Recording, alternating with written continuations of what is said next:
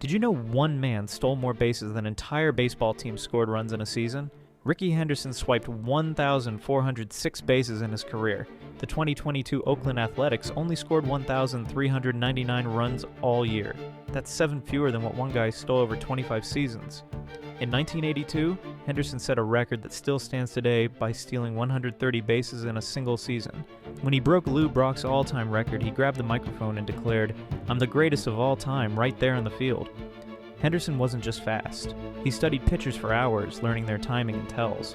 He walked over 2,000 times and hit almost 300 home runs as a leadoff hitter. The guy played until he was 44 years old across 9 different teams.